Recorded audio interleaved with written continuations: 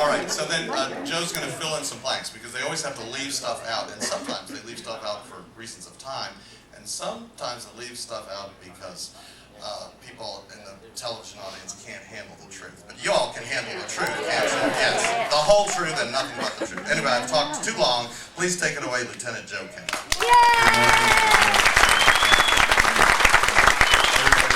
Recognize my voice. A backstory on Ronald Lee White. Ronald Lee White is currently on death row in Colorado. The Supreme Court of the state of Colorado, in their infinite wisdom and a state of largesse, decided to forgive him and reduce his sentence to life in prison without parole. Ronald Lee White is so pissed that he is suing the state of Colorado, demanding to be executed. Because he doesn't like prison, because they don't let him kill anybody in there, and he's locked up on death row, and so he wants to die. Ronnie's a piece of work, but that's what he's doing at the moment. And he's right, the shows all have a backstory that we don't always say, because sometimes it's a little graphic, or sometimes it's maybe too much for the audience.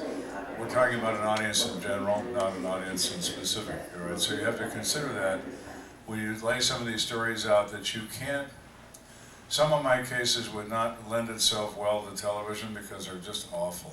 They involve little kids, or it's horrible, So that would not sit well with the general audience that's out there. The show is in 183 countries in 100 languages. They sell it all over the world, and I never knew any of this, so I got into television, but the world doesn't make TV, or they don't make a lot of it, so they buy it from the BBC and the US. And every year they have the Golden Globe Awards, and the week before the Golden Globes, they have something called MIP. It's M-I-P, it's French, I used to know the words, I've forgotten the words. And MIP is the merchandising area for television. So the US and BBC show up with their wares, all the programming, and the world's buyers come and say, what do you got for me? Now the #1 desired program worldwide is American Reality Crime.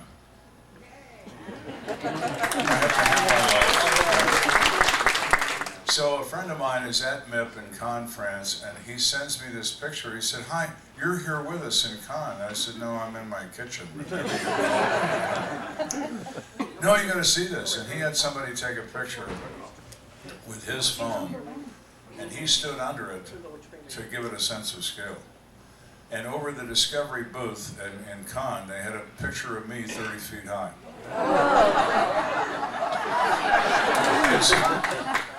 I said, you think that's big enough? He said, well, he said, it ought to be. It costs $10,000.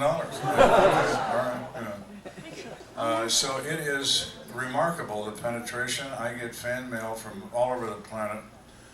I got a letter sent to Discovery that they forwarded to me from the island of Malta. Malta was invaded by the Germans in World War II because it was a fueling station for the British Navy. Other than that, nobody knows where Malta is, but it's in the middle of the Mediterranean. And they get this official letter from the police force, Island of Malta, Office of the Chief of Police, and And he writes to me, dear sir, we love your show. As an aside, the best compliment to me is that cops like the show. That's the best compliment. Okay? And he said, I would require signed photographs for myself and each of my officers. And I'm thinking, oh God, I'm going to be here for 2 months. And he says, that would mean I need 3 pictures. I started laughing. I said, we need to move to Malta. There's no way they got one guy working days, one nights, and one boss. There's no crime there. So I sent him his picture. My son is an officer in the Navy. He's a commander in the Navy, stationed in Norfolk, Virginia. I now live in that area because, end of the day, I go where the blood is. And we moved close to our son 2 years ago now, almost exactly 2 years now. And he has a buddy who's a weapons officer on a destroyer. And they're deploying to the Persian Gulf, and they're in the Med, and one of their gas turbines pukes, and there's only 2 of them, which is the main propulsion system on the destroyer. It's an Arleigh Burke class, so it's got the gas turbine engine. And they don't have the part, like crap, so they have to pull into the UAE, United Arab Emirates, limp in on a one engine, you know, and they have to wait for the part to be flown from the U.S. Well, it's 130 in it, and I remember it, you know, and so I'm not happy. So he gets off the ship, and he goes to a hotel just to get some air conditioning, and he's got the TV on, he's flipping through the channels, and there I am. And he says, "I didn't know you spoke Arabic." I said, "I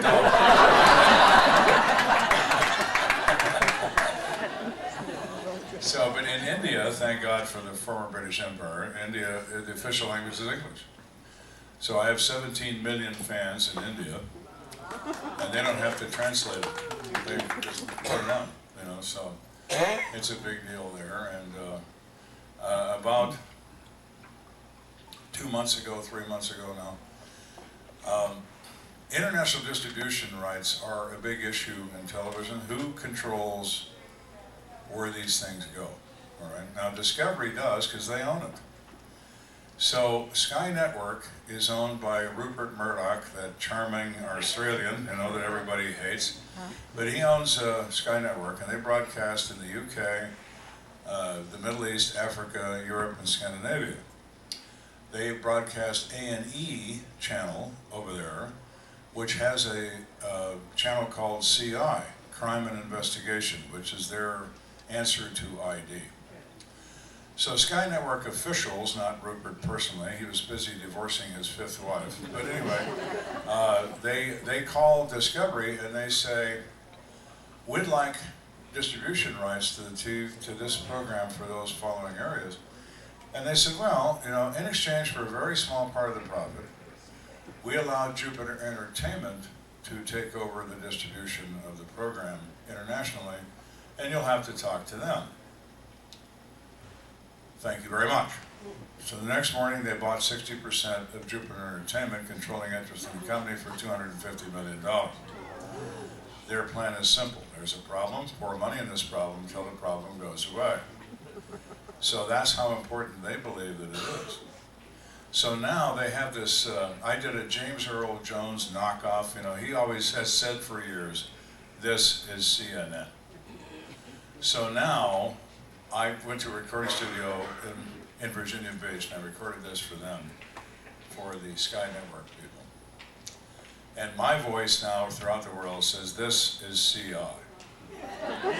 So my fans write to me, "Is that your voice?" "Yes, it is." It was funny when we were doing this, these guys are Brits, you know, so it's in London. And I'm talking to this guy, we're in the sound booth with the headsets, and he says, "Well, we have some lines we'd like you to say." "Well, okay, that's fine.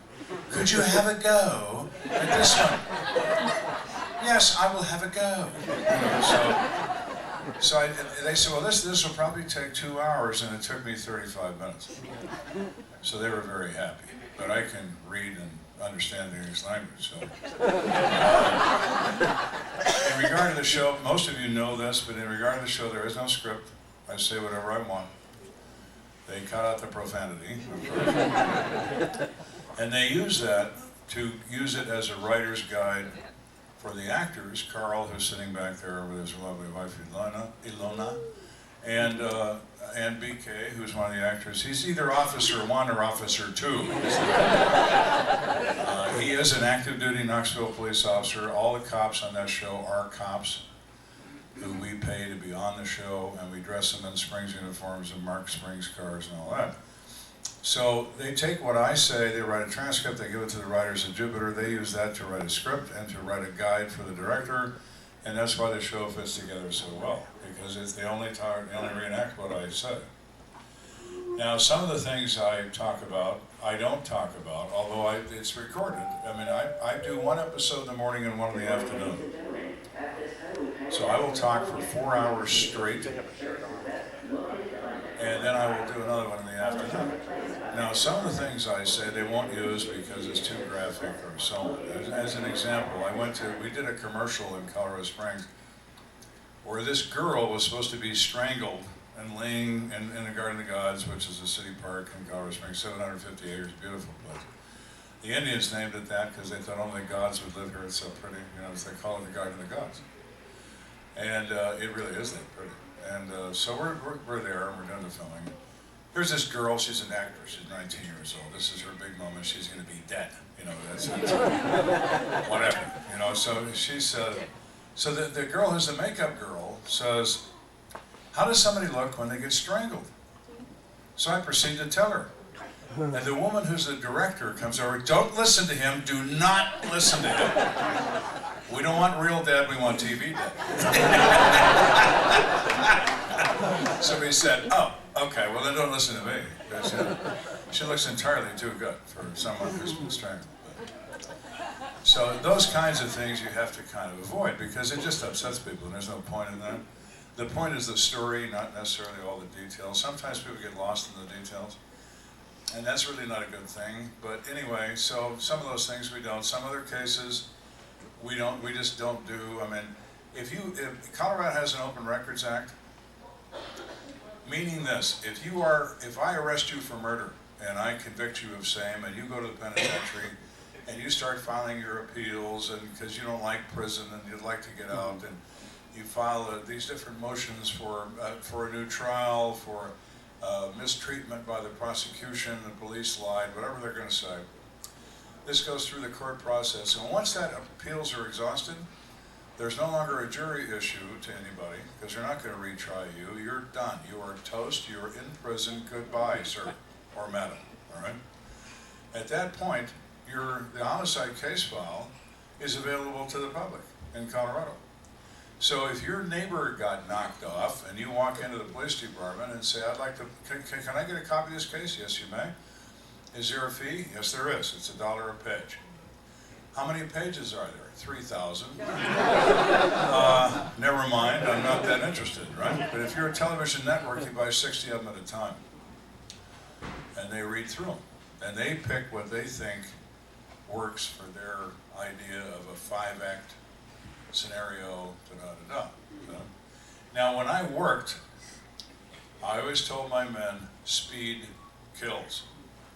We're not going home if there's something to do. We're not going to eat. We're not going to sleep. You're not going to see your family. We're going to do this. And I had a kid, a new kid, and he said, well, my wife hasn't seen me in a week. I said, I thought if you needed a wife, I would have issued you one. You signed up to do this, and that's what we're going to do. So we would pursue, and I would turn a lot of them quickly. Well, TV doesn't like quick, you know. So some of these we have to kind of drag out a little bit, when in reality they weren't dragged out. They were dragged in by the throat, you know, as quickly as I could make it happen. Because I would tell my men and my girls, you go to a crime scene, you look around and everybody's got this shocked look in their face, you know, the cops, because, oh shit, you know, this is that. And I said, hey, what's the person doing that did this right now? They are busy. They are hiding evidence, concealing evidence, establishing an alibi, fleeing the jurisdiction, recovering emotionally from the event. What are we doing? We're standing here with our thumb in our ear. That ain't gonna get it, you know what I mean? We're gonna get busy here. I would divide my people into specific things. The most important thing in a homicide is the victim. Who is the victim? Tell me about this person. Really tell me, okay? Where does he work? Where does he get his dry cleaning done? Where does he buy his gas? Where does he get groceries? Does he have a secret life? Is he homosexual? Is he bisexual? Does he buy and sell or use narcotics? Does his wife know he plays around? What about him?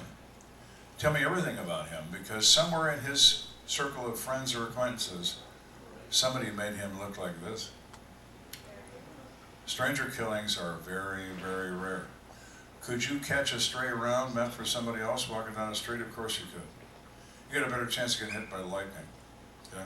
You have a better chance of being kidnapped by a terrorist than you do of getting accidentally killed walking down the street.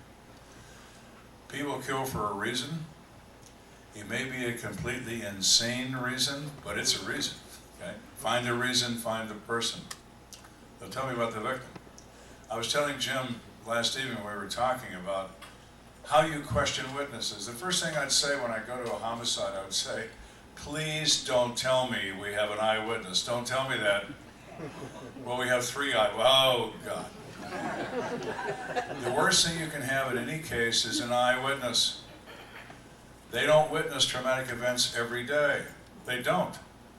Their memories are driven by their prejudices, by their lifestyle, by them as a person, by all that. They can't remember shit. All they remember is a gun's 10 feet long and 8 feet around. Remember that, okay? The person holding it, who knows? Could have been a Martian. So, as a result, when I would teach at the police academy, these are all new kids, right? Boys and girls. Most of them have never been to a funeral. They've never seen a dead body ever. They're like 21, 22 years old, but they want to be a policeman. Okay, you know, so you take them into class, and we would do a class on homicide crime scenes for first responding officers. What not to do, you know, containment and control and access and so on and so on. And run off almost the doctors as quickly as you can, the EMTs, we call them almost a doctor, you know, because they put medical crap everywhere in a crime scene. You think, is this guy a doctor that did this? Or is okay, anyway. So that's the purpose of the class, is to teach people how to avoid that from happening. So I put up a slide, color slide, of a 37-year-old Caucasian woman, blonde hair, very pretty, 6 gunshot wounds to the chest. She's on a city street. She's at a slight downhill angle, so there's a gravity bleed. So there is a river of blood coming out of this woman. You hear the intake of breath in the classroom. You know. So, what do we think? You know, see this girl? She has 6 gunshot wounds to the chest. Now the question, ladies and gentlemen, is, did somebody do that to her because her husband of 19 years got sick and tired of her buttering the toast on the wrong side, and he put 6 in her 10 ring? Or did this happen because all blondes are she-devils from hell who need to be eliminated? It could be either one, or anything in between. That's what we're here for, to find out. That's what we're here for. We don't know. You never know. I don't know. I had a boss once who was just apoplectic. The guy would have an aneurysm. You know, he was so concerned about, he's a politician. He was so concerned about his career as a deputy chief. He wanted to be the chief of police so badly, he probably even considered killing the chief of police. I mean, he's that kind of a guy, okay? And his whole life is focused on climbing the career ladder. He's never arrested anybody in his life, but he is a politician, and he is advanced, and he's got a master's degree and a PhD, you know, he knows all the right things to say and do. And here he is, and he is a wreck. I mean, you know, you stick a lump of coal up his ass, and in 2 weeks you'd have a diamond. He would come to my crime scenes, and he would make me crazy. You know, he'd just be like buzzing around, and he's 2 feet off the ground, you know, zipping around, and he'd look at me, and he'd say, well, what do you think? What do you think? And I said, well, it looks dead to me. He said, dead to you. Oh, Jesus Christ! That's what I was doing. I was trying to give him a heart attack. It didn't work. But I thought if I could do that, I'd get rid of it, you know. But so anyway, in this class, here we are in this class, right? So you say, so what do you think? What if this blonde laying here on the street, what if we had an eyewitness? Would that be good? Do you think that'd be a good thing? If we had somebody standing 10 feet away when she took those bullets, do you think that'd be good? Well, absolutely. So that's him. Absolutely. So that's what you think. Now, think was the key word. One of my guys would run in the room and shoot me 6 times with blanks, and I'd go down. Man, everybody's screaming, diving out of the desks, everything else, you know. Then I'd stand up and he'd run up. And then I'd stand up and I'd say, now, how many shots did he fire? What kind of gun was it? Was he white, black, Hispanic, Asian? How tall was he? How much did he weigh? Facial hair? No facial hair. Glasses? None. You know what I mean?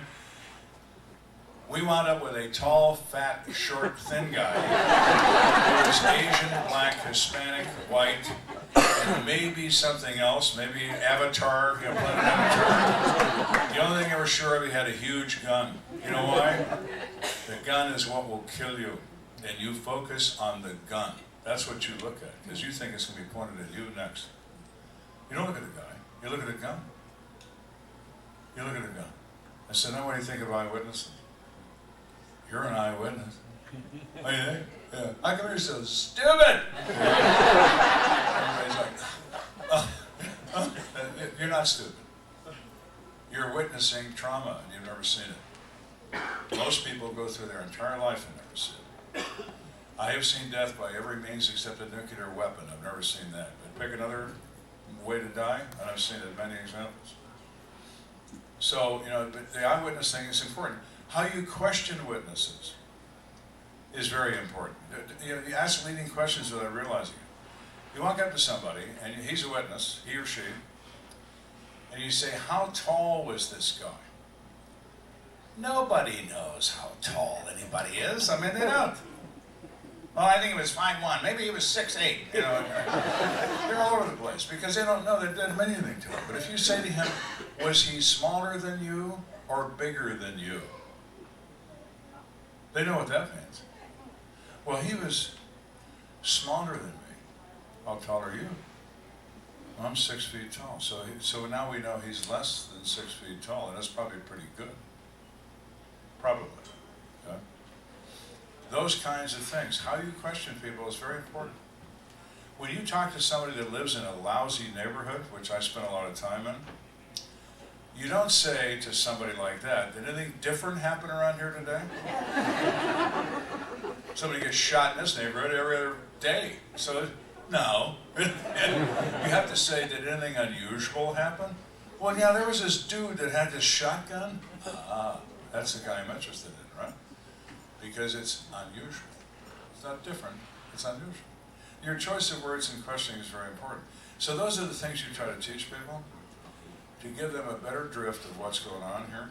And the most important thing is, even though I say speed kills, think about it. Put your hands in your pockets and consider what happened here. I had a kid once who was zipping around this murder scene. I mean, he's just like zipping around. He's like the deputy chief, he's like frantic, And I said, come here. Yes, sir. I said, I'm gonna ask you something. Did you do this? What? Did you kill him? No! I said, then you have no reason to be upset. Put a bag over your head and take a deep breath. You being upset's not gonna help. It's not going to help. All right, just cool it. We'll see. We'll walk through this. And eventually, through hard work and no other means, we're going to find this person. And then we're going to prosecute the shit out of it. You know what I mean? Because that's how this goes. I always had a feeling that, I was a policeman all my life. But there are certain things you cannot do. You can't kill people. And if you do, I'm going to use everything in my power and every waking moment of my life to find you and bury you. Okay? I would go into interrogation rooms sometimes, on occasion, and somebody would say to me, well, what am I doing here? Why am I here? So, all right, we're going to play a very sophisticated game of tag. And you are it. Let's see if I can touch you. That changes the demeanor. He's not angry anymore. He's like, oh shit, who's this guy? In a police station, as BK can attest, and everybody else that's ever been a cop, sometimes there are bad days. And everybody's yelling and screaming, and people are handcuffed and spitting mad, and everybody's marching around. And I'd be standing there stirring a cup of coffee. And they bring in a prisoner on a murder case to this guy, and he is not happy, It looks like he's wearing a black t-shirt, but his tattoos, prison tats. And if you don't get close to him, you think it's a black t-shirt, but it's tats, okay? And this guy's an experienced bad guy. So he is yelling and screaming, fuck you, so I'm, okay, all right. Now I'm standing there stirring my coffee. He said, well, he looks at me, because I'm different, right? I'm just looking at him, I'm stirring coffee. He said, what's your name? Trouble. I don't, the whole way back to the, he keep turning around looking at me, like, who is that guy? then I go and talk to him, He's an interesting fellow. He'd been out of prison in Texas for 11 days. He runs down his girlfriend. He finds her. She's a stripper. I'm sure her mom was very proud.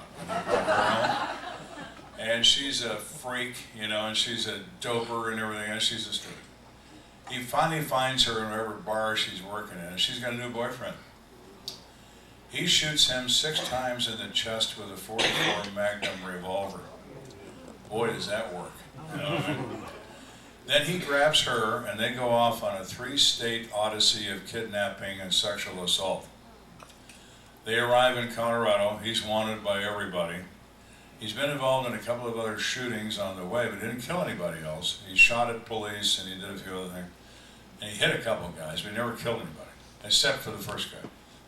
We catch him in Colorado. So that's the guy I'm talking to, the guy with the tats. And I said, so I got to ask you something, Frankie. How come you shot that guy 6 times? We're friends now. He's already admitted to me this whole thing. And he looks at me with this absolutely dead-eye stare, and he says, because they didn't have any more bullets. Well, now. Well, thank you for your honesty, sir. We'll make sure the judge remembers that. There are certain people, and a lot of people commit murders because they're just stupid. They let their emotions overcome their judgment or whatever. But there are some people that, like Frankie, or like Ronald A. White, they're a very different breed of cat. And when you find one of those people, you have to make certain that you put him in a cage. Because he'll kill anybody, for little or no reason. Because that's what he likes to do. Some people like to watch movies, he likes to kill people. It's very strange, but it's true. They're very rare. Very, very rare. Okay? Now, the other thing I'll tell you, then we'll go to question and answer, because this is something that always comes up. How the hell did you ever get to be a television star? That's a reasonable question, all right? I retired from the police department, and Mrs. Kenda, who I refer to as the lovely and radiant Mrs. Kenda because it makes her mad. She's sitting back there, girl, she's sitting.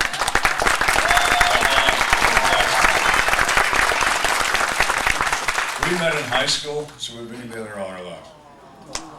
Her name is Mary Kathleen, but we don't say the M word. Oh, we don't like Mary. So we say Kathy.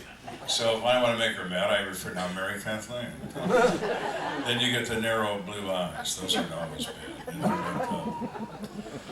Anyway, she and I are out there, and I retire. It took me a little while to lose the venom. Okay. But then I did, and then she said, you need to get a job. I'm gonna kill you. You're making me crazy. And I said, okay. Because for 25 years she ran the house. I was never home. She did everything. And all of a sudden, what are you doing here? Well, I live here. But you're never here. Well, I'm here now. I'm here all the time. Oh my God. You know what I mean? So I went and got a job driving a school bus. I did. I drove a special needs school bus. And I called my bus the Waldorf Hysteria. Because all my kids were nuts, and so was I. Oh, it was great. We got along famously. I really liked it. It was a very pleasant experience. And I did that for a little while, and I had a kid who was autistic. He was really badly autistic. And I worked with that kid for a year. And I taught him how to do a high five. And he knew how to do it. And I showed his mother, and she started crying, So that was very rewarding. I enjoyed it. So there I am, driving my school bus, minding my own business, and I get this letter from a guy who is in the television business. His name is Patrick Bryant. He works for High Noon Entertainment, which is a company in Denver that makes TV shows. And he's their editor-in-chief and a few other things. Very talented guy, been in TV all his life. And he had this idea for a cop show where a cop would talk about who he is, why he would think the way he thought, why he pursued cases the way he did. It was a very clever idea, he thought. And so he pursued my counterpart in Denver, whose name is Tom Haney. Tom Haney's a lieutenant, Denver PD homicide. I know Tom very well. And Tom is a big Irishman with 5 brothers on a police department, good-looking guy, a life with a party, been married 4 times, one of those guys, Always turns a joke, and he'll always accept a free drink. They try him on camera, and Haney doesn't know his name is Haney. I mean, he stares at the deer in the headlights. Oh my God, So he goes home that night, and his wife says, "What about that guy Kenda in Colorado Springs?" Now, the reason she knew about me is in 1995, I had a murder case that drew national attention. A 68-year-old retired lieutenant colonel shoots a 17-year-old kid on the interstate in a traffic dispute, kills him. So that's when the business about guns and carrying guns and everything first came into the fore, and Diane Sawyer had a program called Turning Point. They were trying to attack the 60 Minutes audience, 2 or 3 stories, primetime television. It lasted 4 or 5 years and then died. But they were on, and so I'm at my desk. I can't stand the press. I'm sorry, but I can't.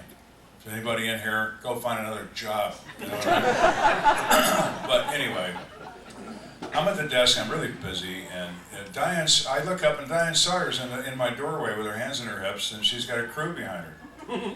She said, "I'm Diane Sawyer," like I'm supposed to drop dead or something. I said, "Well, I knew that. What do you want?"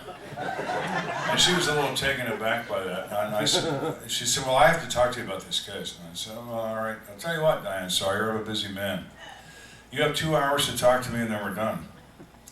She said, "I can't possibly do this in 2 hours." I said, "Well, it's a shame, because you're down to 1 hour and 59 minutes. What do you want to do?" So they did, and I was on national television for 30 minutes, and Kathy's mother called me from Pittsburgh. "I saw you with Diane Sawyer." "Yeah, I know, Mom, I was there. It was her." And I just didn't care about it, And so anyway, that's what he saw, was that interview where she talked to me about this murder. So then when Haney blows up, that's not going to work, so then he writes me a letter. And I threw it away.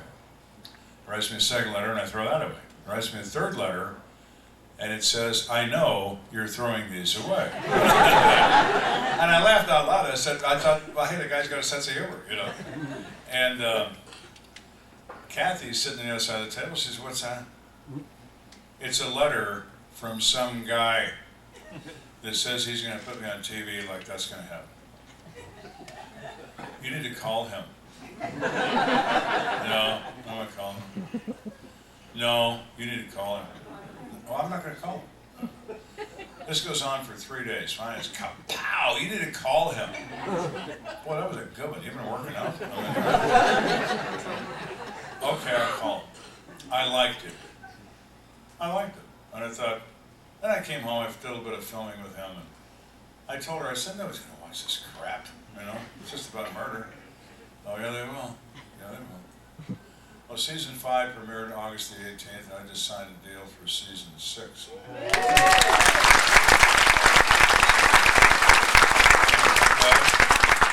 And it's a possibility, a strong possibility. I've got a book deal right now, working. On and on. So it's like, holy smokes, She was right. What's funny is that I went to the studio to do the filming with Patrick Bryan, and he was nervous as a whore in church. I mean, he's sitting there, and he's just like, "Oh man," he didn't know me.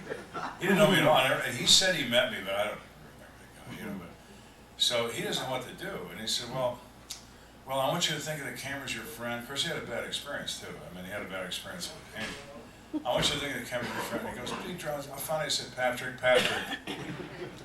turn that on and ask me what you want to ask me."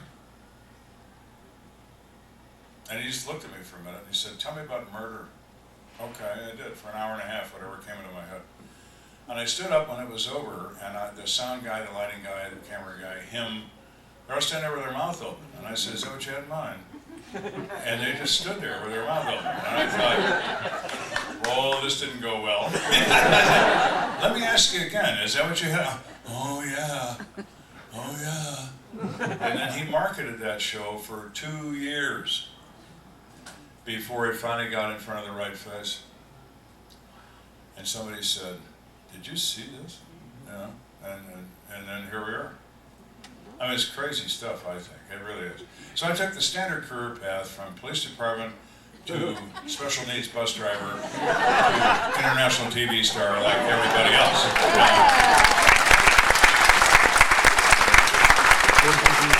yeah, it's crazy stuff. You know? And some of my friends, some of the bus drivers, in fact, one of them's here, John Grace. Where's John? There he is, John Grace, and I drove. He taught me how to drive a bus.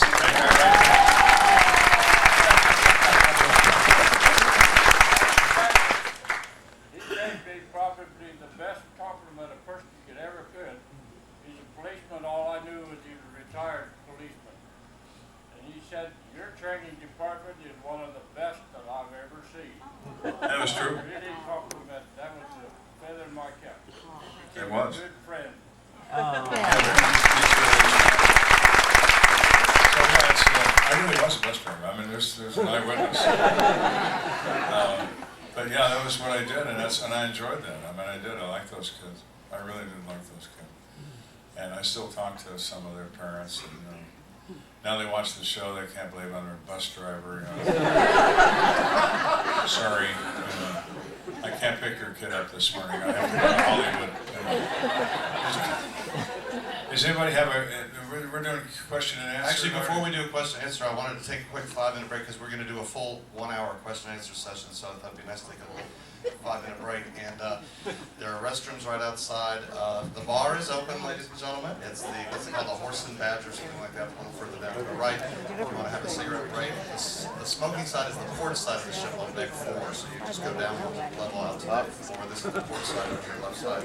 So we'll be back in 5 minutes to have our Q&A. Before, at least in a public forum. So yes, sir, I'm going to give you the microphone, and then Joe will answer your question. Thank you. Thanks for coming, Joe. We appreciate it. As a former police legal advisor, I try not to admit it in public, but I'm a lawyer. It doesn't go beyond this room. I had this question concerning interrogations. Why do people confess? You've arrested them, you've told them they have a right to remain silent, you've told them they have a right to a lawyer, Yes, they do, but yeah, they confess. absolutely. Is Yeah, it that they're I know. dumbasses, or is there another explanation? No, it's a technique, insight into human nature. I'm a student of human nature. I don't understand people, but they interest me. Okay? So when I talk to somebody, I would advise them of their rights. People are accustomed to lying their way out of trouble. They've been lying to their mother when they were 4 years old, right? Well, I was in the kitchen. I seem to remember a moment when I was near the cookie jar. Well, yeah, the lid was off the cookie jar. And you know, Mom, now that I think about it, I could have had a cookie in my hand, but take a bite out of it? Oh, not me. Right? They don't change. They don't change. So I would approach people very nicely. I never raised my voice, never used profanity. And I would say to them after I advise them, I said, you know, it's probably a misunderstanding why you're even here. It probably is. Perhaps if you can tell me, perhaps I can help you, what happened. Emphasis on the word perhaps. And you have landed him in the boat. Because right now he thinks you're stupid. And he thinks he can talk his way out of this. He can't. And the longer it goes, humans ultimately seek forgiveness. They do. Even from you. It's a great emotional strain to retain the knowledge that they took a life. They feel better after they talk about it. I got a confession almost every time I advised. Or I got no statement. You know, I advise, I invoke, okay, goodbye, all right? But if they'll talk to me, we'll play the game. And I'm answering this deeper than you thought I would, but I think we should do that, all right, just so you understand how this works. I had a guy once, this has never been discussed anywhere, crazy guy, okay? Long story short, I know there's two of him. He's schizophrenic. He really is schizoid, all right? And I see flashes of this other guy, but that's the guy I want to talk to. Guy number 2. This guy is crying, I'm married, I have a daughter, how could you think I did this? But there's this other guy in him, and that's the guy that did this, right? So finally I said to him, what do you like to think about every day? What? Well, you know, people have favorite dreams. They think about being an athlete, they think about being wealthy, they think about marrying a movie star. What do you like to think about? Oh, I can't tell you that. Why not?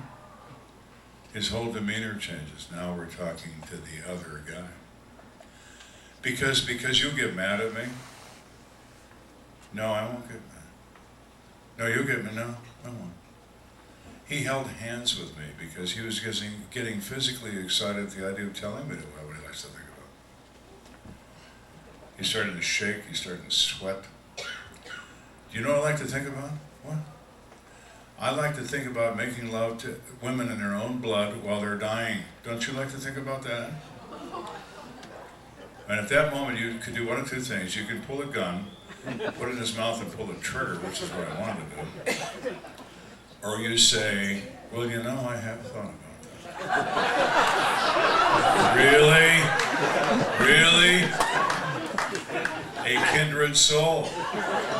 He tells me everything. I wanted to take a shower when that was over. But it's all about how you approach people, and you'll get them to tell you. You will. That's the answer to your question. Okay, do we have a... Oh. I forgive you for being a lawyer. Okay, excellent question and great answer. Okay, wait, the lady over here in the fuchsia. Right over here, can we exercise this morning?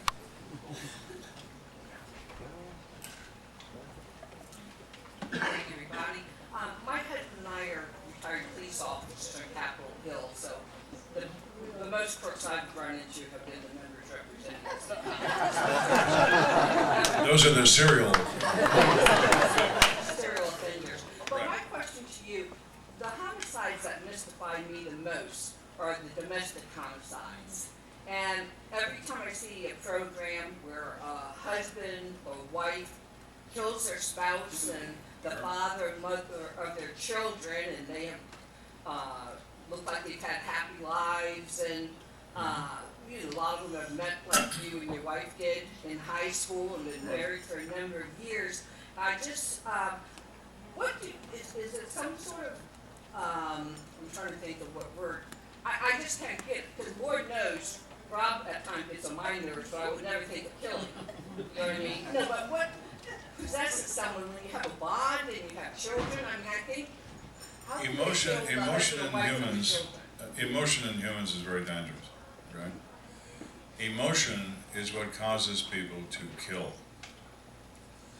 They reach a point of emotion that overcomes their judgment, that overcomes everything, and they're starting to see dots, okay? All they are is mad. Humans are very, very dangerous. You know, animals kill for need, humans kill for pleasure. Big difference. Anybody is capable of that, incapable of it. Some are more obvious than others, and we've talked about that on the program with the domestic violence abuse cases, where women should know better. If he hurts you, he puts his hands on you, he begins by saying nasty things to you, then he starts putting his hands on you, pack a bag, he's going to kill you. You are not going to change him. You're not going to make him into something other than what he is. He is what he is. Okay? Get away from him. He's abusive, period, the end. But in other relationships, as you described, where they've been married a long time, long-term married, failure to communicate drives the emotion. You live together, you have a bond, you've been together forever, but you don't talk to each other very much, you know? You ultimately don't know each other very well. You advance in age, your personality changes, your view of the world changes, so does that person, and you can become strangers in a way, even though you're in the same house. My wife and I have always talked about everything. That was the deal. We talk all the time, good or bad, fight or not, whatever, talk, okay? we had a bar we'd go to that was in the neighborhood, so we wouldn't fight in front of the kids. We're on the bar, you know. And the bartender would always go, oh God, you know, now here we go, you know. And it'd be a domestic disturbance between she and I, and then we would settle it and we'd go home, you know what I mean? So that was the end of it. But some people don't do that, and they allow that to fester in them. And when it festers, then all of a sudden the guy or the girl wakes up and decides that they're mad. They're really mad. And they don't even remember why anymore. They just know that they are. And something is said or something is done that trips their trigger and the gunfire begins. In case you don't know about it, a girl, a woman, she's had a hard life. She's a single mom. She had a marriage of inconvenience when she was 17. She had a child. The husband bubbled off to Buffalo, you know, big surprise. Here she is, working menial jobs, no education, raising this child on her own. After years, she finally makes a little money. She buys her first new car, a Toyota Corolla. But it's new, you know, it's brand new. It's a basic strip model, but it's a new car. She tells her daughter, who is 18, don't drive the new car. Take the other car. Well, the kid likes the new car, right? So the kid drives the new car all the time. Mother gets angry with her. I told you, you can't tell me what to do. I'm 18 years old. You know, the usual mother-daughter, right? She takes her keys away from her to the new car. The kid already made a key. Kid starts with the door one night. Where are you going? I'm going out. I have my own keys. I'm taking your car. Mother shoots her 5 times in the back with a .38 caliber revolver, and she's dead before she hits the floor. Now, when I get there, she's rocking on a sofa in handcuffs. The daughter's laying there dead, all right? And she's crying uncontrollably. And you have killed your own child because she's going to drive a Toyota, you know? Because she has a key to it. No, that's not why. It's the festering rage. That's why, and that's how, okay? But Next. there isn't always conflict. In other words, you just see cases where Sure. they have a good marriage, but he's having business problems and he's looking for a financial way Of trying to course. life Oh, it insurance doesn't matter what it is, or something, having you an know? affair. But I had a guy call me one night in my office. I answered the phone, Major Crimes Unit, Lieutenant Kenda, can I help you? Yeah, is this homicide? Among other things, yes. He said, well, you better come over to my home. Why is that? Well, I killed my wife. Very calm. Where do you live? That's me, we cruise over there. Here's Mama in the kitchen, shot in the chest with a .30-06. Boy, did that work. Goes in like a dime, comes out like a cash register, okay? She's been dead for about 3 hours. I'm playing with her, feeling her, you know, saying, this didn't happen 5 months ago. So, when did you do this? About 6:45. It's 10:30 now. This is Rocky Mountain time zone, right? It's 10:30 now. Why'd you wait to call? Well, I wanted to watch the game. Monday Night Football, okay? They've been married 30 years. She groaned at him about watching football on Monday nights. I hate that you watch football. I hate that you watch football. It goes on for 30 years. Till he gets the deer rifle out and decides he's going to watch the game. And she's never going to tell him not to anymore. You know what I mean? Fa-boom, you know? Cold as ice. Cold as ice. So you can't get care less. You're going to take me to jail now? Exactly. You know, did you ask why they didn't buy a second TV? I don't get it. Pardon me? I said, did you ask them why they didn't buy a second TV? I mean, Because it would have been too late for them. We have a question over here. Good morning, Kenda. Good morning. Thank you very much. I, as a meditation instructor for law enforcement, I always have this question in my mind when I watch your show. How did you manage all this stress I see this I saw, for example, this episode where you found this guy on the floor and he has the eye in his mouth. And then you go to sleep. It's like, okay, at what time do you take this out of your mind? No, I'll answer that because it's the, post-traumatic stress disorder. I'm a poster child for PTSD. At the end of World War I, they referred to that incident as shell shock. Guys are coming back from the war, they were in terrible shape. And then World War II, that sounded a little harsh. So World War II, they call it battle fatigue. Then, in the modern day, we now call it post-traumatic stress disorder, because we're very into acronyms and impressive sounding names, which is, shell shock, right? It is the nature of it that it never goes away. It never does. When I retired, I still don't sleep well. I don't. I have nightmares, recurring nightmares, and so on. There was a chief of police at the time, his name's Lauren Kramer. He's a retired commander, LAPD, smart guy. He was the chief when I retired, and I saw him on a golf course. He said, everybody in the police department would call me Joey. Because my nickname was Joey the K, because my last name's Kenda. So everybody called me Joey the K, or they call me Joey, So I saw him on a course, and he looked at me and said, hey, Joey, how you doing? Now, Kramer had spent 19 years LAPD homicide, okay? All right. You sleeping? I said, no, I'm not. He said, you know all that shit, Joey? It never goes away. And that was an epiphany, because it doesn't. You learn how to live with it, but it never goes away. I got to the point very quickly in my career when I was no longer surprised at what people would do. I was disappointed, but I was never surprised. What someone would do to another human being, including your own child, I mean, it's incredible. It's absolutely incredible. And you sit back and you look at this person and you want to say, what planet are you from? Because you can't be from this one. But yeah, he is. Or she is. Women are not violent offenders for the most part, but there are some that are. But predominantly it's male. Okay? Occasionally female. The answer is, it's, you never do get over. Next. Joe, I'm not sure this has been asked before, but of the few unsolved cases that you had, is there one in particular that still bothers you to this day? All of them? I wanted to solve 100%, I didn't.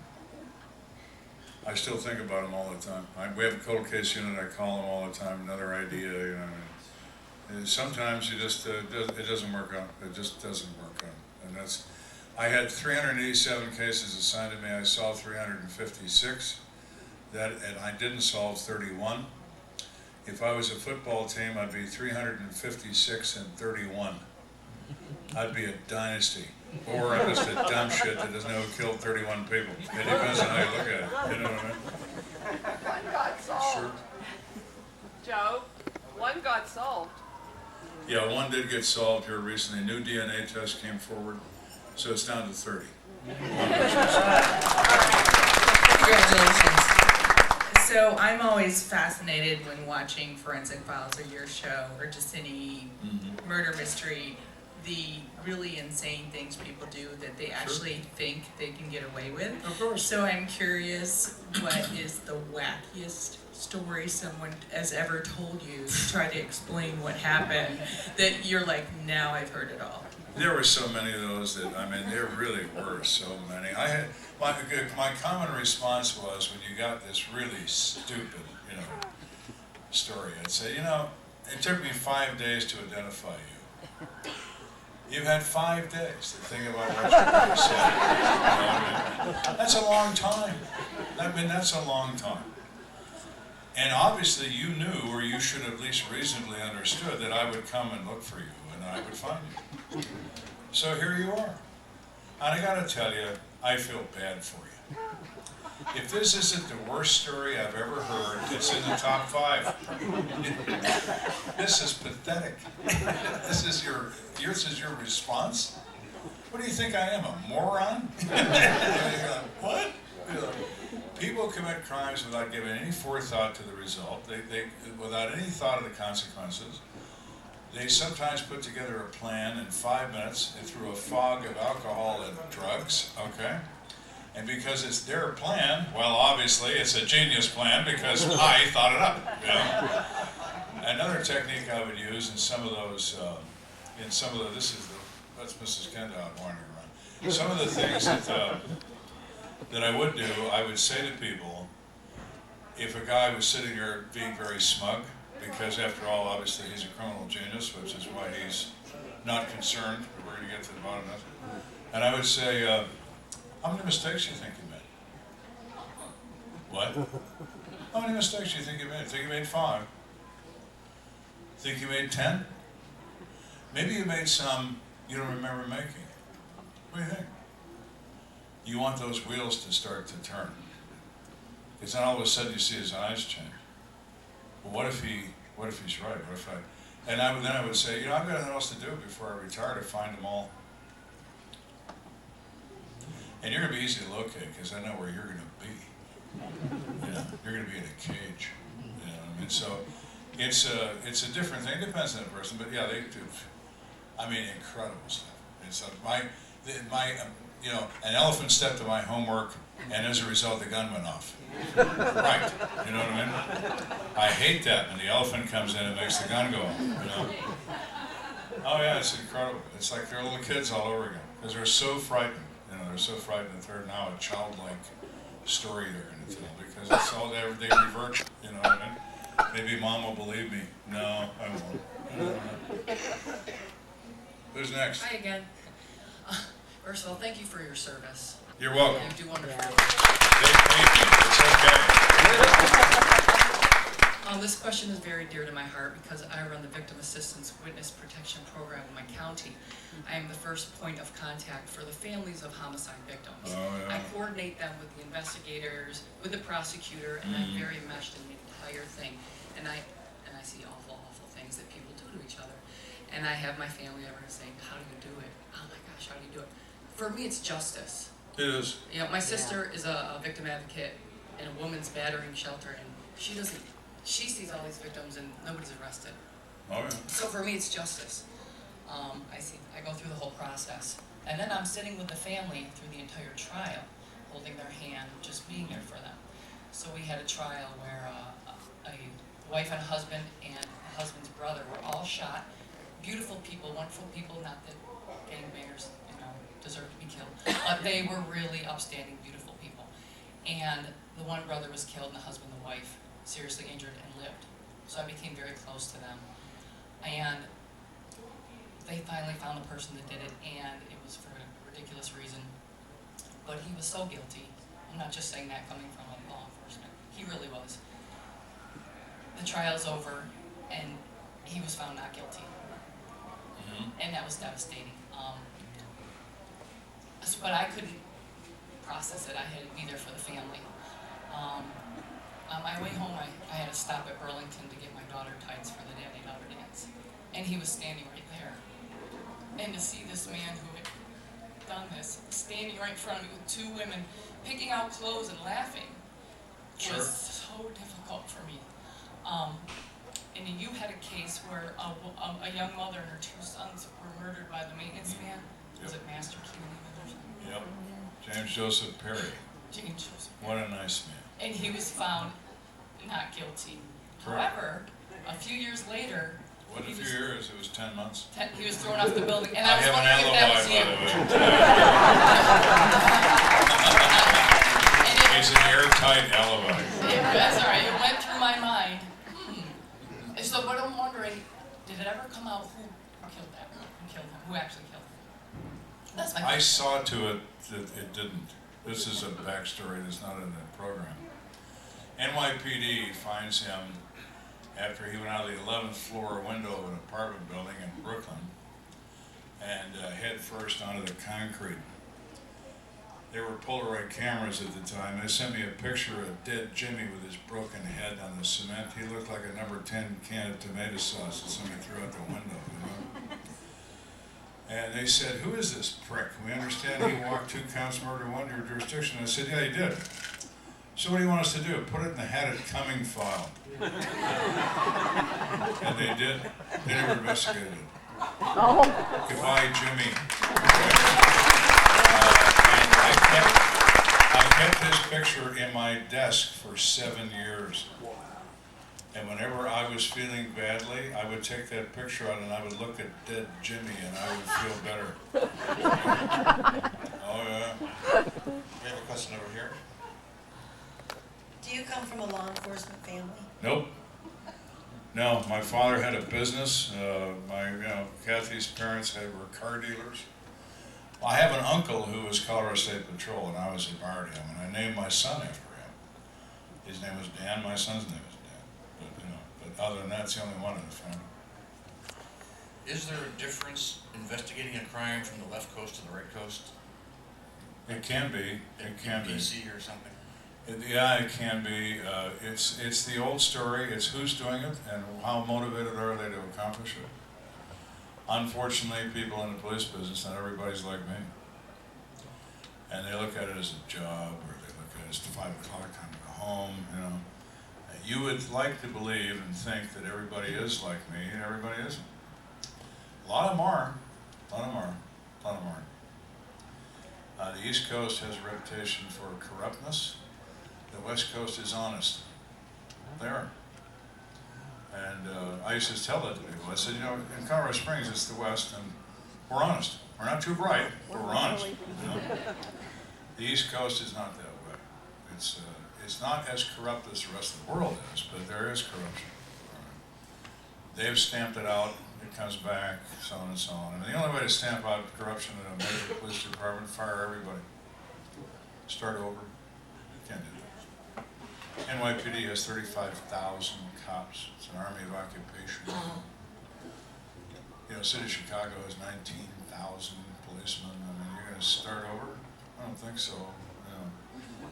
Boston PD has a secret organization within the police department called the Brotherhood. And the U.S. Department of Justice has been trying to penetrate that for years, okay, that are bad guys. And the Boston PD?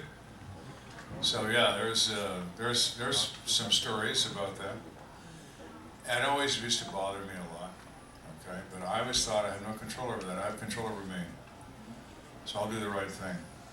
My mission about this, and the simple answer is that when someone does something unspeakable to someone else, you can stand up, or you can remain seated.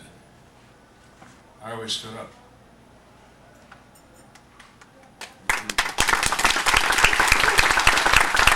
Moving a little bit out of Colorado Springs over to Denver, do you have any thoughts, opinions, or insight into the John Benet Ramsey case? Oh, I do. We can talk about that all day.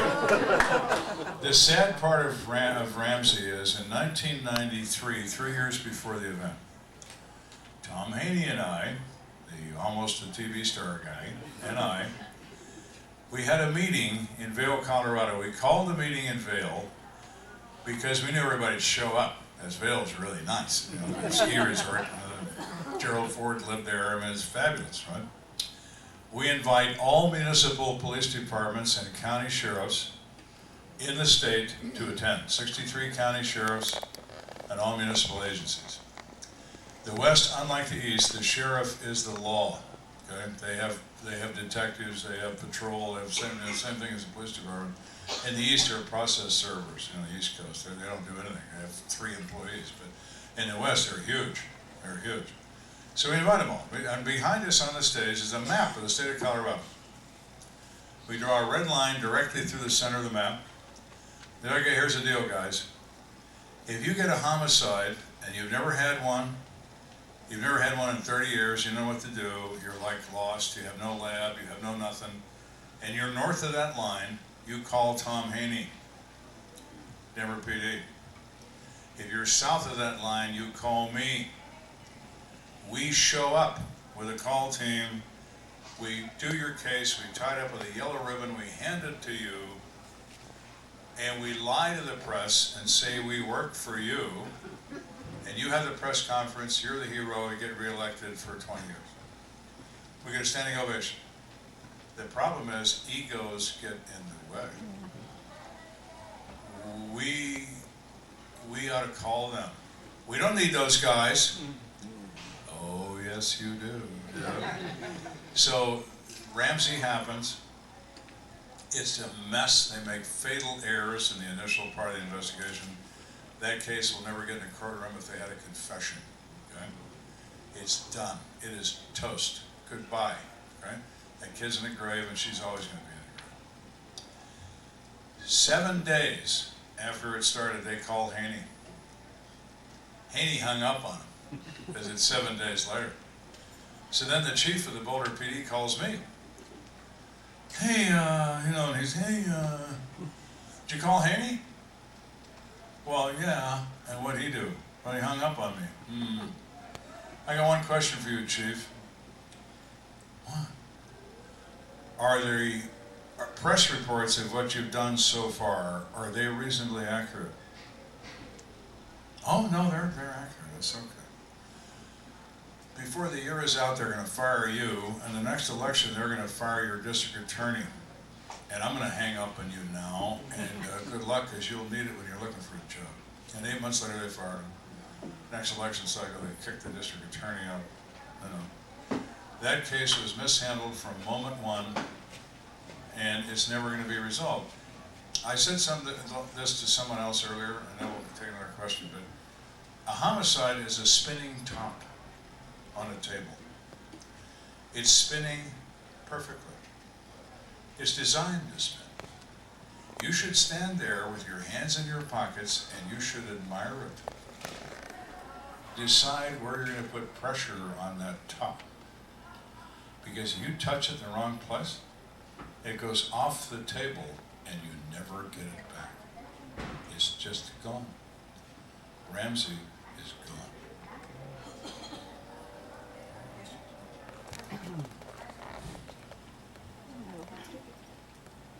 Hi, Joe. How you doing? I'd like to ask you a question. You were talking about being away from home a lot. Did you resent having to be away from your family, and did your wife and kids resent it? Oh boy.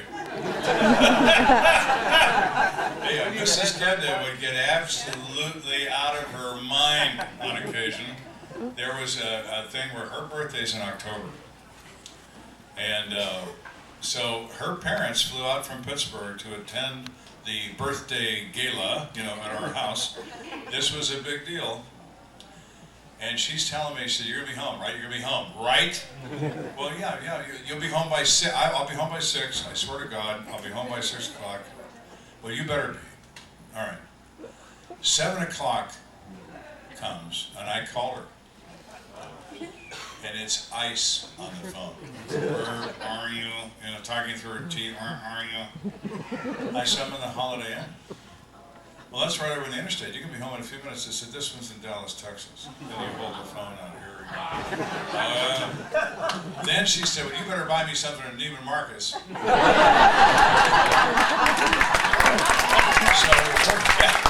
she's a smart girl. She went to college. She graduated. So we're working this case, and finally we have time to go to Neiman Marcus. Well, at that time, Texas has blue laws. It's Sunday, and they're closed. Oh my God, I'm beating on the doors, you're gonna open the door? No, they didn't open the doors, So I came, where's my thing? Well, see, honey, they have blue laws in it. They what? Yeah, there were a lot of those occasions. Lots of those occasions, absolutely. She would be wild. But now she gets to ride limousine. She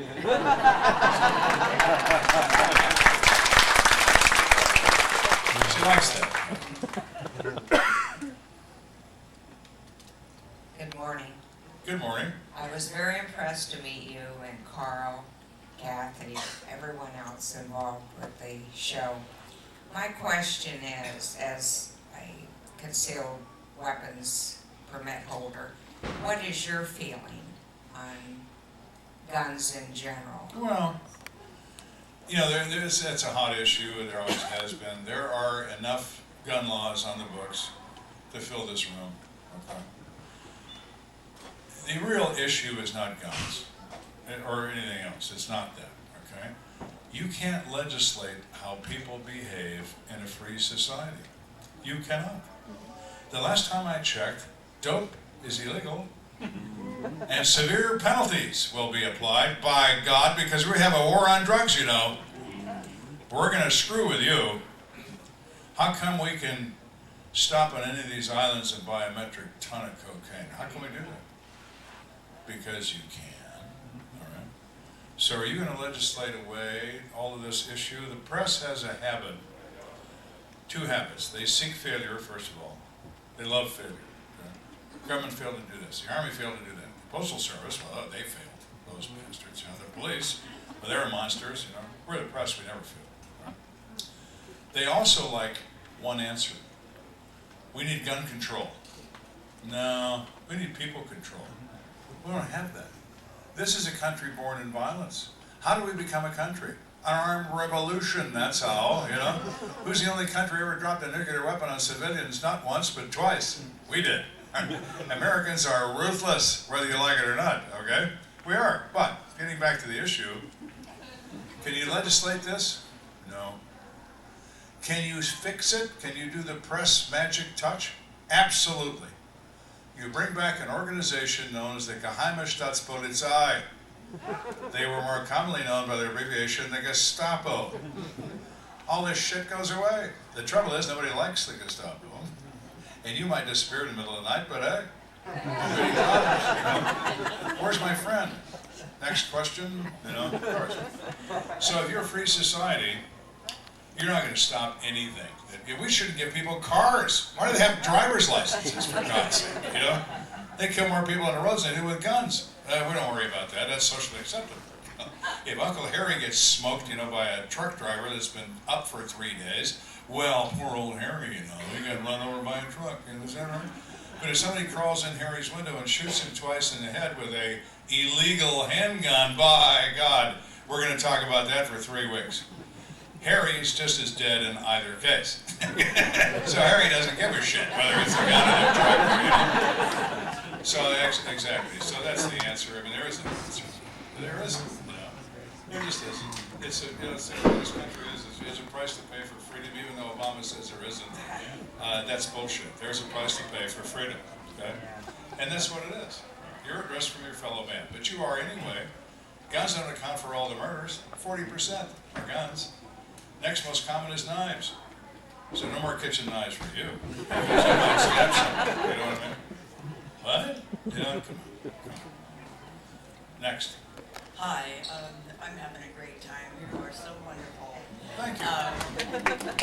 I've been watching you since the beginning, and the first time I saw the first show, I thought, all I want to do is sit down and listen to this guy for hours. And look at this chance I got. Well, here you are.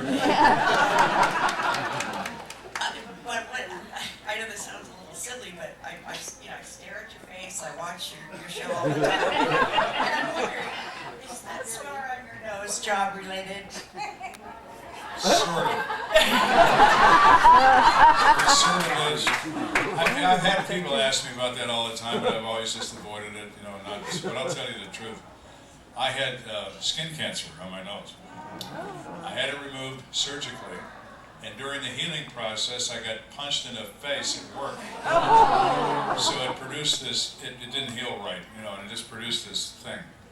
And the doctor says, well, you can go to plastic surgery. I said, what? You know, why would I do that? I have to pay for that. That's cosmetic. No, I don't.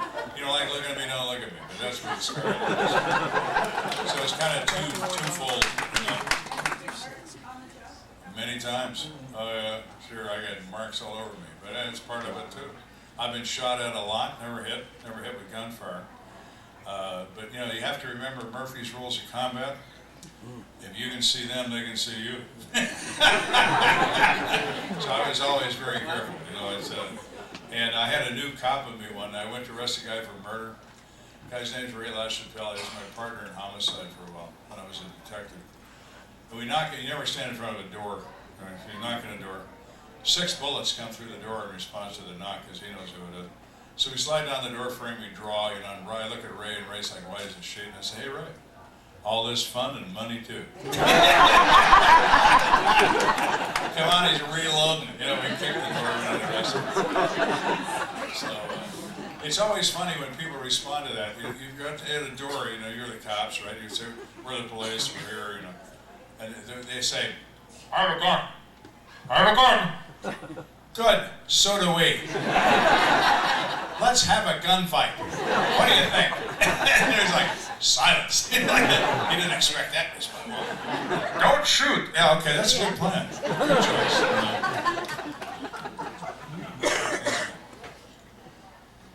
Thank you so much for doing this. Your fans, for many years, would love to see you get an award. What can we do to help you get a Golden Globe or something? Well, we'll have to do what they do. You have to pay off the people that do the selections. I don't know. I think it would be pricey, you know. I'm not an actor. When I started this, I had no script, and I would say to people, I said to the first guy, I said, look, he handed me a script, and I said, what the hell is that? What's your script? I said, hey, I'm not an actor. I'm a policeman. I got over playing dress up when I was 5. I should have too. You want me to read that? Find somebody else. So there's never been one, all right? So I'm not an actor, so the awards are based on people portraying someone they're not. So we'll I'm give the award portraying to Carl. myself. That's what I said. If you get an award, Carl should get it. He's an actor. You know? I'm just a policeman, you know. It's me, man. Sure. Thank you again for coming out. Sure. And, you know, I was really touched and excited to meet your wife on the way in. She noticed the Steelers shirts. And, Oh, yeah. You know, I'm a retired nurse also and spent a lot of time in trauma. I love the case where you walked in trying to flip a file, acting like the doctor's. I did it for years. I get it, yeah. She spoiled my scam, the rat. She ratted me off. I don't know if you could still get away with it, but that was really Sure touching. you can. Act like you belong, and you do, honey. No one will question you. No one. Yeah, but I did have a question. I loved your first episode of College Boy, and you know, I respect your education, and I've heard a lot about your stats of solved cases. Just out of curiosity, and I was equally disenchanted with the fact that the other detectives were so willing to just call it a day and cut their losses. So my question to you is, if I'm, you know, a detective in that class, and I come up for peer review, or, you know, review annually, what solve rate do they look at to be satisfactory? They don't. There is no magic. The national average runs between 58 and 62%. I was 92%, so I'm 30 points above. It stands as a national record to this day. Okay, good for me, I guess. You know, but no, there isn't. There's no number of that. They just, you know, their position is if they're, well, he's tried really hard. You know, you can't do it. You can't decide why one guy is better or worse than another. Yeah, the average is 58 to 62, and it goes up and down. You know. It's like the economy. You know, murder rates go up and down. You know, so the rates of solution. I had 217 trials for first-degree murder. I lost 2, so I was 215 and 2. You know, so that's pretty good. You know? Yeah, Hall of Famer, except or a guy who can't convict 2 people of murder. Yeah. But one of those was Perry. He wound up on the sidewalk in pieces. You know, so yeah, it's you never know. Jury systems are. If you believe the jury system is a way to guard the individual from an overzealous state, that the jury system is designed to select 12 people at large from the street to determine your innocence and or guilt in a circumstance, because in this country, you're innocent until proven guilty. In Britain, you're guilty until you're proven innocent. But that's why we reversed it when we formed the United States of America. The jury system, if you're looking at it from that perspective, is certainly the way to go. If you're looking at a jury as a finders of fact, no, they're not going to do that. Maybe they don't like your haircut. Maybe you look like a criminal to them. I mean, it's pathetic. I'd always want to submit to a judge and say, Your Honor, these are not 12 of my peers, excuse me, you know what I mean? Bring in some people with an IQ over 80 and we'll talk to them, you know? So my advice to people is always the same. If you actually did this crime, plead not guilty and go to jury trial. They might walk you, you know? If you didn't do it, don't have a jury trial. Trial to a judge. He'll review the facts. If you didn't do it. If you didn't do it. Now, I am absolute confident everybody in prison is there because I wanted to be, because they all told me they did it, and I had the facts to support it. Can't go to prison for a confession, but you can with supporting evidence. Next question. Yes, ma'am. I had a question from your opinion. I had a nephew about 5 years ago in Massachusetts that was shot to death on 4th of July. Bit of a gangbanger, down the road path, young in his 30s, still unsolved. Do those murders get equally investigated? They have, many agencies have cold case units. We have a cold case unit. It does not get the same attention as active cases, but they are constantly reviewed. Evidence is resubmitted. Evidence techniques change, forensic techniques change, things develop, you know. When DNA first came into the fore in this country, it was 1991. It was very basic then. You know, it was still DNA, but it was very basic. It has advanced remarkably in that period of time to where new tests can test smaller samples. They can test skin samples. They can do all kinds of things they could not do in 1991. So the advance of forensic technique produces the resubmission of evidence. We do have a file, it's a very limited file in this country of DNA, a registry of DNA, but unfortunately the only people in it are sex offenders who have been in prison. They're in the DNA file, no one else is. So it's like having a fingerprint from an individual at a crime scene. You think, okay, what do you see in the movies on television? It's got a fingerprint. By God, you know, we'll have this guy in, what, 40 seconds? They do on TV, they got a little computer in their hands, you know, he's at work, he's there now, you know. Boy, I wish I had that thing. Let's say you find a fingerprint at a crime scene, two problems. There's a scientific way to determine the age of a fingerprint. If you recovered a letter written by Bonaparte to Josephine, and you fumed that letter, and found his thumbprint, and you rolled one right next to it, it looked the same. One's been there for 150 years, one's been there for 10 seconds. Okay, so, when did it come there? Was it there during the murder? Well, I play cards with that guy. I've been there before. We've gone. All right. But how many people are in this country? 330 million or so. We're not even good at counting noses, let alone anything else, but there's a lot of folks here, okay? How many prints are there? The FBI maintains a print file of living persons containing approximately 80 million sets of fingerprints. 80 million. We're missing a few, you know, like 200 and some million, you know, so. If you want to process through AFIS, Automatic Fingerprint Identification System, which is run by the federal government, and you call them up and say, you know, this is the FBI, fidelity, bravery, integrity, by God, you know, I need these fingerprints at once. Okay, is this an emergency? Well, yes. Well, okay. Then in 14 months, we'll get back to you with 20 possibles. There is no positive identification from an AFIS machine. You have to do it by eye. It's opinion. It's not scientific fact. Forensic science is not science, except for DNA. DNA was developed as a medical device, and therefore it is science. The rest of it's not. Observation. Observational people saying, I've done this for 30 years, and I say that's the guy. I'll tell you a story later, actually, about fingerprints. Really interesting. They can understand how you use this there. Next question. Hello, Joe. Hi. I come from the Chicago area, and I think we're up to maybe 18, 19 homicides for the new year. Sure. And I don't know, do you have any advice? I mean, we never hear if they're solved, we just hear that they die. Of course, yeah, no, you can go to your local precinct in Chicago PD and inquire. They will tell you, it's public record, okay, they will tell you. You have to understand something, murder rates are driven by very complex factors. There is no simple answer to complex problems, okay?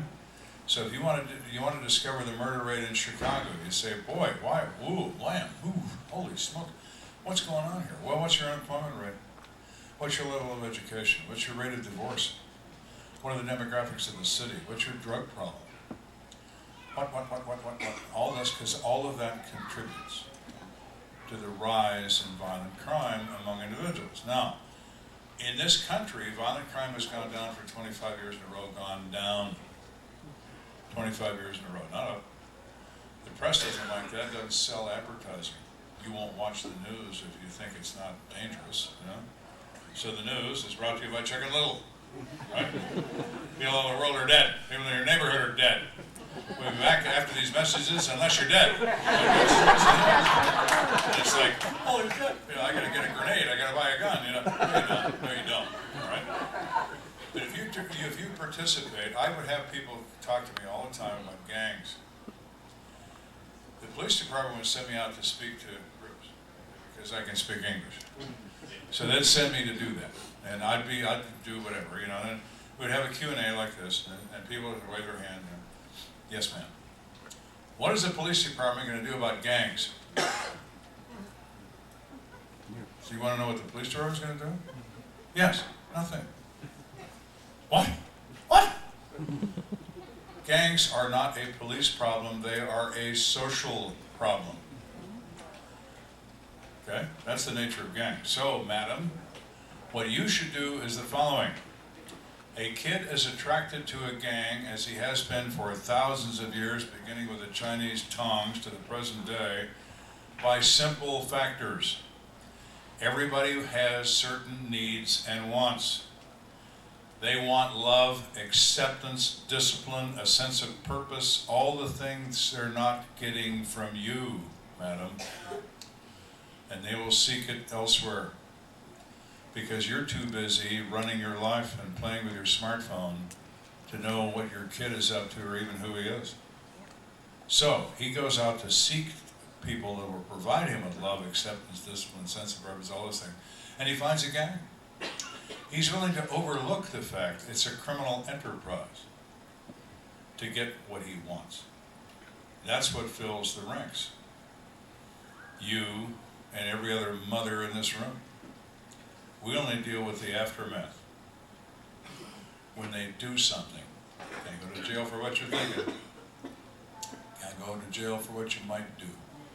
Only for what you do. Oh, they don't like that. They don't like that.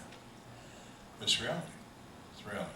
Gangs are very dangerous. That's why they exist, and they will continue to exist. As long as 50% of the marriages in this country end in divorce, as long as we are so distracted by making a living and getting all the toys it's supposed to mean we're successful, that we ignore the child. Television raises the child. His friends raise the child. You don't. What do you expect him to be? He's going to wind up being feral, is what he's going to be. The same way you turn out a cat, you turn this kid up. Holy smokes. You know? I had two people, doctors. One was a surgeon. The other was an internist, husband and wife. They had a son. Son was absolutely psychopathic. He was raised by babysitters and child watchers because we're doctors. Don't talk to us, we're doctors, right? This kid's 17 years old. He goes to high school. He poisons his English teacher with an acid because she gave him a B on a paper. She would have died if she waited for an ambulance. She drove herself to the hospital. As a result, today she has no voice, has to eat baby food himself. I put that kid, I prosecuted him as an adult, and I put him in prison for 48 years. The parents are in my office crying, saying, the doctor, who's pretty intelligent, or seemingly so, he says, well, my son's going to go to Brown University this fall. Doctor, your son's going to get a GED from the Colorado Department of Corrections if somebody doesn't kill him first. But given the fact he's got a big mouth, he may not survive prison. Why are you in here? He's a child. No, not anymore he isn't. He qualifies as an adult. I don't have to talk to you about what time it is, let alone about this defendant. You'll excuse me, I'm busy. Uh-oh, you know? Reality's a terrible thing because it's so real. Next question. I have a question about your first case. What? Was it really the little old couple, or was it the one where you found the bracelet and linked it to the killer? First case I had in homicide was the one with the bracelet. And that little old couple happened a few years later. I was a homicide detective, but it was a few years later. We have time for 2 more questions, then we have a little break, and then I promised the gentleman over here the second question. Here's the first. Thanks again for coming to the college there in Colorado Springs, talking to the criminal justice class. Oh, of course. My great-granddaughter was in that class, and you mentioned about the murder in Spain and the FBI and their fingerprinting. Was that the story you were about to tell? Yeah, I was. I'll tell that later after we take a little break. Okay, and then can you tell us what you call the FBI, or is that a secret? No, I better not, in case there's an agent in here. But, yeah. We're not friends. Federal government, it's kind of unfortunate. The FBI is, they have very capable people at the agent level. Their management people are press-oriented. J. Edgar Hoover runs the FBI from the grave. Okay, he does.